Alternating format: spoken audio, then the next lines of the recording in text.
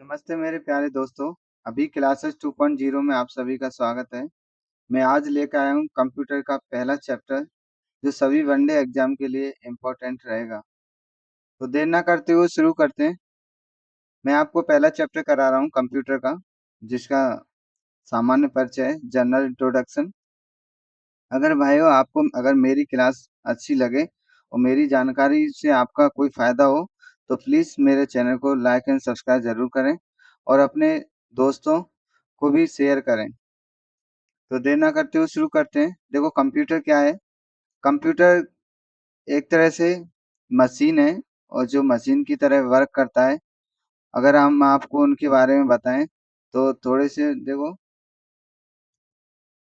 वैसे हमको पूरा तो नहीं लर्न रखना है, जो इम्पोर्टेंट है मैं आपको अंडरलाइन कराता चलूंगा। क्या है? देखो कंप्यूटर एक स्वचालित इलेक्ट्रॉनिक मशीन है। स्वचालित इलेक्ट्रॉनिक मशीन है ना, जो तीव्र गति से कार्य करता है और कोई गलती नहीं करता है। इसकी क्षमता सीमित है। यह अंग्रेजी शब्द कंप्यूट से बना है। किससे बना है? पूछा जाता है किस शब्द से कंप्यूटर शब्द की उत्पत्ति हुई है, तो कंप्यूट शब्द से हुई है, जिसका अर्थ क्या होता है? गणना करना होता है। क्या होता है इसका अर्थ? क्या होता है? गणना करना। हिंदी में इस कंप्यूटर का अर्थ क्या होता है? संगणक कहते हैं इसको। हिंदी में कंप्यूटर को क्या कहते हैं? हम संगणक कहते हैं। इसका उपयोग बहुत सारी सूचनाओं को प्रोसेस करने तथा इकट्ठा करने के लिए होता है। कंप्यूटर एक यंत्र है जो डेटा संग्रहण करता है। क्या काम करता है? इसका वर्क क्या होता है? फंक्शन डेटा संग्रहण करना। वह इसे सॉफ्टवेयर या प्रोग्राम के अनुसार किसी भी परिणाम के लिए प्रोसेस करता है। किसमें यूज होता है? सॉफ्टवेयर और प्रोग्राम के अनुसार किसी भी परिणाम के लिए प्रोसेस करता है। क्या वर्क रहता है इसका? प्रोसेस करना। कंप्यूटर को कृत्रिम बुद्धि की संज्ञा भी दी गई है। क्या कहते हैं इसको? आर्टिफिशियल इंटेलिजेंस, यानी कृत्रिम बुद्धि की संज्ञा दी गई है। इसकी स्मरण शक्ति मनुष्य की तुलना में उच्च होती है। क्या होती है? स्मरण शक्ति मनुष्य की तुलना में उच्च होती है। नेक्स्ट आपको बताते हैं कंप्यूटर संबंधी प्रारंभिक शब्द। क्या बताते हैं? कंप्यूटर संबंधी प्रारंभिक जो शब्द यूज होते हैं, तो कंप्यूटर संबंधी प्रारंभिक शब्द होते हैं जैसे डेटा है, फिर संख्या। डेटा को आपको दो भागों में डिवाइड किया गया है। देखो डेटा कहते कैसे हैं? यह अव्यवस्थित आंकड़ा तथा या तथ्य है, या तो इसको आंकड़ा भी कह सकते हैं या तथ्य भी कह सकते हैं इसको। तो इन दोनों में से किसी एक चीज को हम बोल सकते हैं। क्या बोल सकते हैं? आंकड़ा बोल सकते हैं या तथ्य, लेकिन अव्यवस्थित रूप में रहते हैं इसलिए। यह प्रोसेस के पहले की अवस्था है। ज्यादातर डेटा को दो भागों में विभाजित किया जाता है। कितने भागों में डिवाइड किया जाता है इसको? दो भागों में। पहला भाग है इसका संख्यात्मक डेटा, जिसको न्यूमेरिकल डाटा बोलते हैं। क्या बोलते हैं? न्यूमेरिकल डाटा बोलते हैं। और सेकंड वाला है अल्फा न्यूमेरिक डाटा। क्या है? अल्फा न्यूमेरिक डाटा, जिसको इंग्लिश और हिंदी दोनों में सेम कहा जाता है, अल्फा अल्फा न्यूमेरिक डाटा। तो मैं आपको और तीसरा वैसे इसको ध्यान रखेंगे कि देखो संख्या डेटा में क्या रहता है? संख्या डेटा में 0 से लेकर 9 तक के अंक आते हैं, उन्हीं को न्यूमेरिक डाटा बोलते हैं। 0 से लेके 9 तक के, है ना। और ये अंकों का प्रयोग होता है 0 और 9 का, बस ओनली। वैसे इसमें 0 से 9 तक लिखा हो, 0 9 वाले। वैसे कंप्यूटर में 0 और 1 की डेटा को ही ज्यादा प्रोसेस किया जाता है, उसी को डेटा कहते हैं। जैसे कर्मचारियों का वेतन, परीक्षा में प्राप्त अंक, गणना, रोल नंबर, अंकगणितीय संख्याएं। तो 0 से लेकर 9 तक के अंकों का यूज होता है, इसलिए उसको संख्यात्मक डेटा कहते हैं। अल्फा न्यूमेरिक डेटा क्या होता है? इसमें जो लेटर होते हैं, कुछ चिन्ह होते हैं, जो साइन वाले सिंबल होते हैं, तो उनका प्रयोग किया जाता है। तो अल्फा न्यूमेरिक ऐसे में देखते हैं इस तरह के डेटा में अंकों, अक्षरों तथा चिन्हों का प्रयोग किया जाता है। जैसे कोई पता हमें भेजना हो तो पते के अनुसार उसमें हम चीजें पता कर पाते हैं, उसमें लिखते हैं कौन कौन से सिंबल उसमें यूज किए जाने चाहिए। तो नेक्स्ट है सूचना। सूचना किसे कहते हैं? तो सूचना यानी इंग्लिश में बोलते हैं इंफॉर्मेशन होनी चाहिए। यह अव्यवस्थित डेटा का प्रोसेस करने के बाद प्राप्त जो परिणाम होता है वो क्या होती है? व्यवस्थित होता है, उसी को सूचना कहते हैं। कंप्यूटर की विशेषता क्या है? यह तीव्र गति से कार्य करता है, अर्थात समय की बचत भी होती है। यह त्रुटि रहित कार्य करता है, स्थायी तथा विशाल भंडारण क्षमता की सुविधा देता है। यह पूर्व निर्धारित निर्देशों यानी प्री डिफाइंड और इंस्ट्रक्शन के अनुसार टीम निर्णय लेने में सक्षम है। ठीक है, समझ में आया होगा। तो नेक्स्ट आगे चलते हैं। कंप्यूटर के उपयोग, क्या कंप्यूटर के उपयोग, कंप्यूटर के कौन कौन से उपयोग हैं उसके बारे में आपको बताता हूँ। तो देखो, कंप्यूटर का उपयोग किस किस क्षेत्र में कंप्यूटर का प्रयोग कर सकते हैं हम। तो शिक्षा के क्षेत्र में हम इसका उपयोग करते हैं, वैज्ञानिक अनुसंधान में प्रयोग है यानी साइंटिफिक रिसर्च, जो साइंटिस्ट होते हैं उसमें कंप्यूटर का इस्तेमाल किया जाता है। आज के समय में आपने देखा होगा रेलवे, वायुयान आरक्षण में भी कंप्यूटर का यूज होता है। बैंकों में आपने देखा होगा, बैंकों में यूज होता है, रक्षा के क्षेत्र में यूज होता है, व्यापार के क्षेत्र में होता है और प्रशासन के क्षेत्र में, और चिकित्सा के भी क्षेत्र में आपने देखा है। प्रकाशन जो पब्लिकेशन होते हैं, जो बुक वगैरह छापी जाती हैं, आप भी जानते हैं। जैसे मैं भी पढ़ा रहा हूँ आपको, कंप्यूटर के माध्यम से ही पढ़ा रहा हूँ। यानी जो भी पढ़ाने का वर्क भी होता है वो भी कंप्यूटर के माध्यम से होता है। संचार का भी वर्क होता है, मनोरंजन का भी वर्क कंप्यूटर के माध्यम से ही होता है। तो इतने क्षेत्रों में हम कंप्यूटर का उपयोग करते हैं। वैसे और भी कंप्यूटर के क्षेत्र में यूज कर सकते हैं आप। नेक्स्ट है, कंप्यूटर के कार्य क्या रहते हैं, ये आपको ध्यान रखने की इम्पोर्टेंट बात है कि पहला है हमारा कंप्यूटर डेटा संकलन, सेकंड है डेटा संचयन यानी डेटा को स्टोरेज करने का, और तीसरा आपका डेटा संसाधन यानी डेटा को प्रोसेसिंग करने का, और फोर्थ वाला पॉइंट है आपका डाटा आउटपुट यानी डेटा निर्गमन। जब हम कोई रिजल्ट बन जाता है उसको आउट करने का काम होता है, तो आउटपुट उसको क्या बोलते हैं, आउटपुट। नेक्स्ट है डेटा प्रोसेसिंग और इलेक्ट्रॉनिक डेटा प्रोसेसिंग। क्या है ये दोनों चीजें, तो इनको देखो, डेटा प्रोसेसिंग के बारे में आपको बताता हूँ। देखो, दोनों चीजें इसमें लिखी हुई, डाटा प्रोसेसिंग और electronic data processing.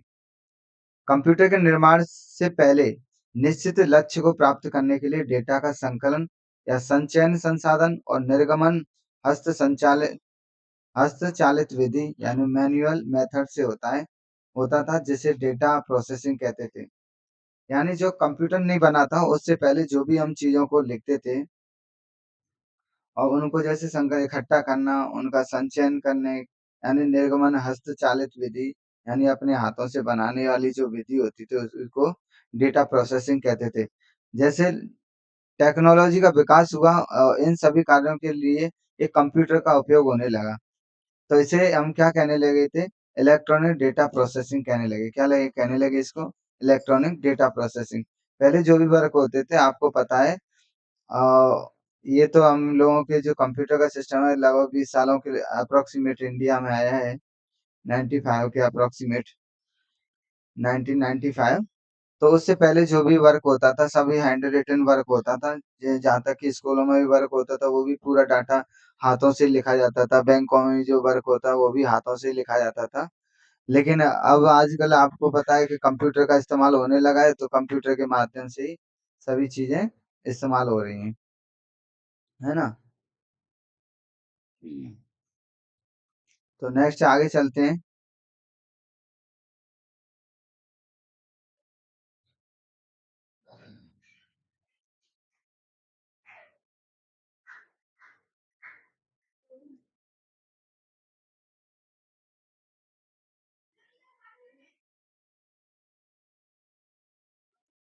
Data processing का मुख्य लक्ष्य अव्यवस्थित डेटा यानी रॉ डाटा होता है, उससे व्यवस्थित डेटा को प्राप्त करना है। जो अव्यवस्थित डाटा होता है उसको व्यवस्थित डाटा में प्राप्त करना होता है, ये उसका डेटा प्रोसेसिंग का मुख्य टारगेट होता है, और जिसका उपयोग निर्णय लेने के लिए होता है। क्या करने के लिए, निर्णय ले। तो इसका देखो प्रोसेसिंग क्या होता है, पहले जो उसमें डाटा हम डालते हैं, इनकमिंग डाटा जो हम इसमें कंप्यूटर में इनपुट करेंगे, जो हम डालते हैं डाटा उसको इनपुट कहते हैं। जब इनपुट हो जाएगा तो उसमें कंप्यूटर में क्या होता है, प्रोसेस होगा, वो इसको चेक करेगा कि प्रोसेस करने पे ये राइट है रॉन्ग है, वो डाटा उसको वेरीफाई करने के बाद फिर वो आउटपुट बनाता है, यानी रिजल्ट के तौर पे उसको बना देता है। तो उसको ही बोलते हैं आउटगोइंग इन्फॉर्मेशन, जो सूचना हमारे सामने आ जाती है। जैसे हमने गूगल में कुछ सर्च किया, सर्च कर रहे हैं तो पहले हम इनपुट करते हैं, इनपुट करने के बाद उसमें अगर वो जो आपने कीवर्ड आपने राइट लिखा है तो उसके आधार पे वो प्रोसेस करता है, प्रोसेस करने के बाद ही तो आपको शो कराता है ना रिजल्ट को। तो वो होता है रिजल्ट शो कराता है, वो आउटपुट हो जाता है। तो आउटगोइंग आउटगोइंग इन्फॉर्मेशन हो जाती है। अब देखो कंप्यूटर सिस्टम कैसा है, मैं कंप्यूटर सिस्टम के बारे में आपको बता देता हूँ। तो कंप्यूटर सिस्टम है, वो कंप्यूटर सिस्टम है या उपकरणों का एक समूह है जो एक साथ मिलकर डेटा प्रोसेस करते हैं।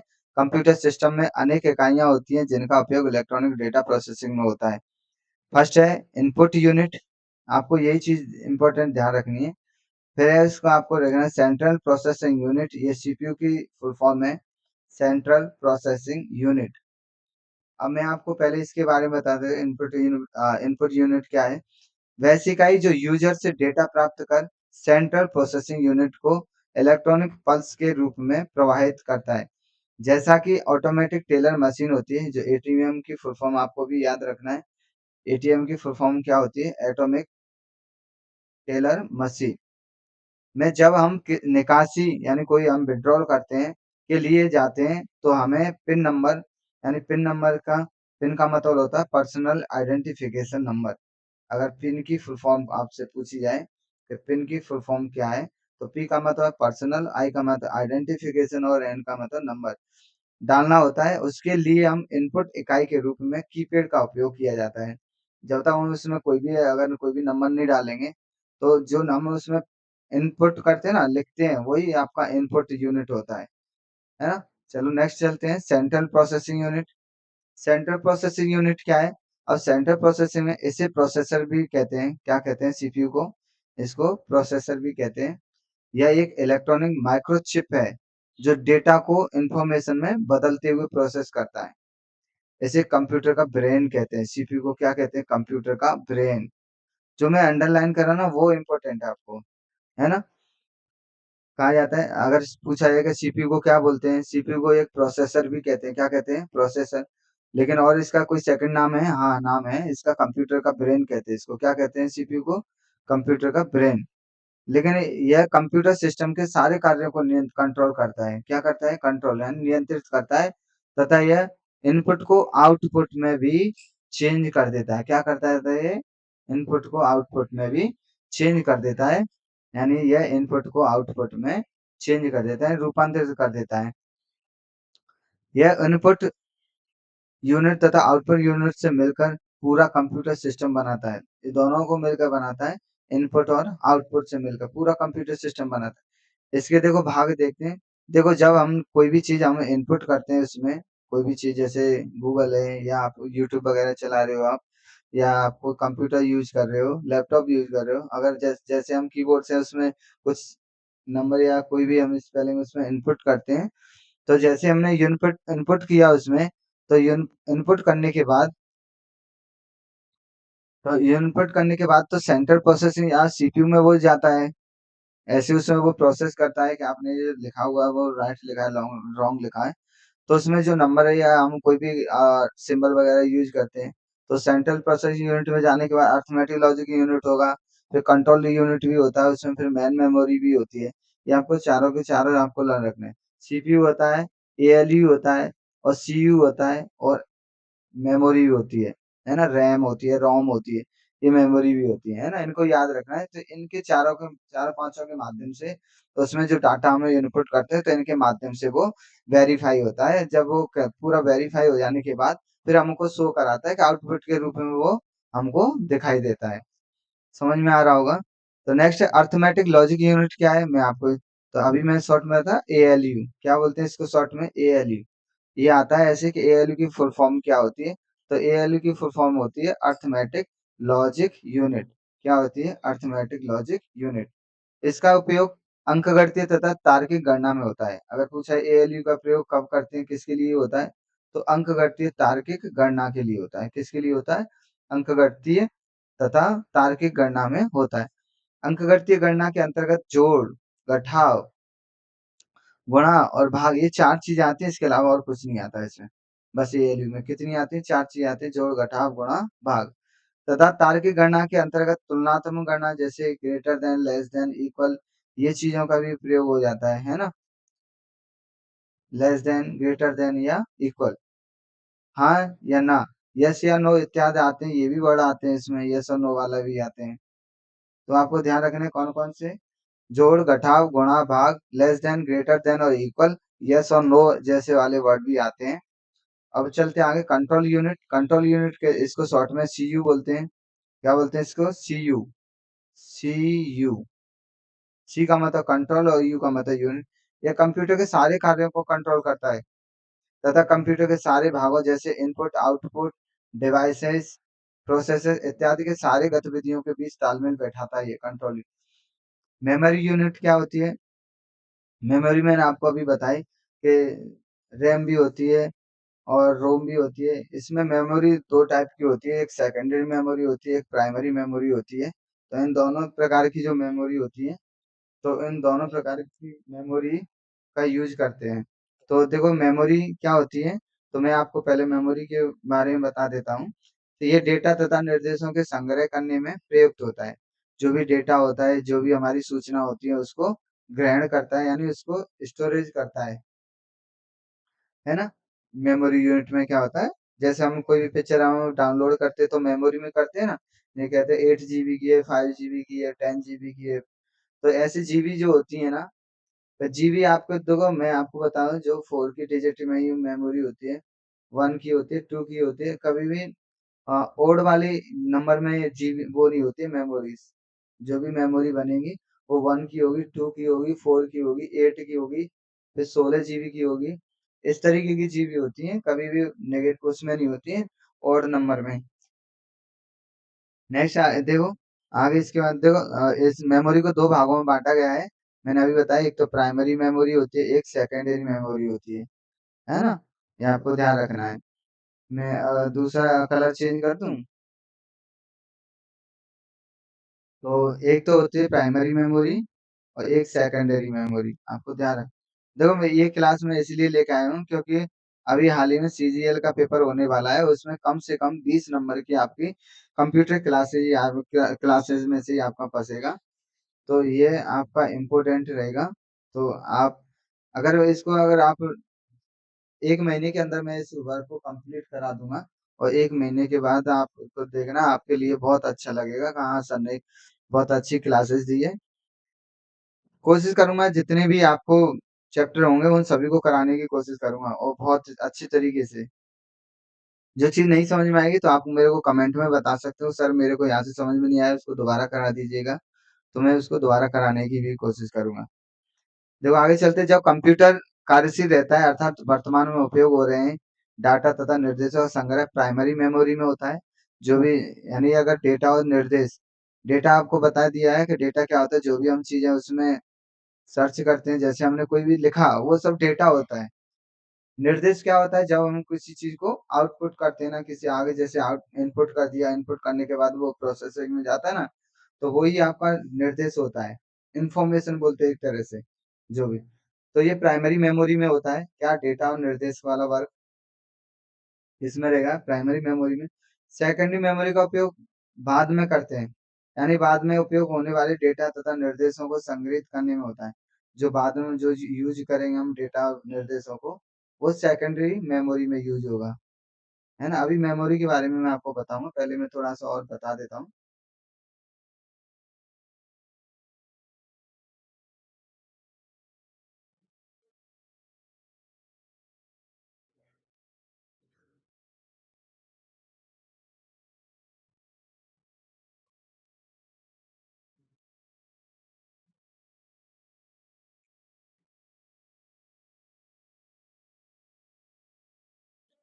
देखो नेक्स्ट है आउटपुट यूनिट।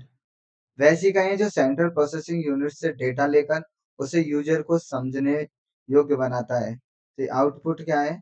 तो आउटपुट आपके लिए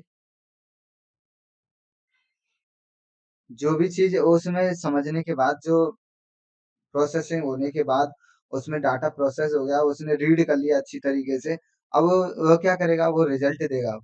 और जैसे ही रिज़ल्ट देगा तो वही कह रहा है कि वैसी इकाइयाँ जो सेंट्रल प्रोसेसिंग यूनिट से, सीपीयू से यानी किससे? सीपीयू से डेटा लेकर, क्या लेकर? डेटा यानी जो सूचना है उसको लेकर, उसे यूज़र को समझाने योग्य बनाता है। जैसे हमने गूगल में कुछ भी सर्च किया, सर्च करने के बाद वो थोड़ा-सा 1 मिनट के बाद जैसे आपने बोला उसमें कि हमें ये चाहिए, तो वो चीज़ उसमें से वेरीफ़ाई होने के बाद वो आपके सामने शो करा देता है। तो वही क्या है? आपका आउटपुट है। तो समझने योग्य बनाता है। जैसा कि जब हम सुपरमार्केट में बिल अदा करते हैं, तो हमें रसीद प्राप्त होते हैं बाद।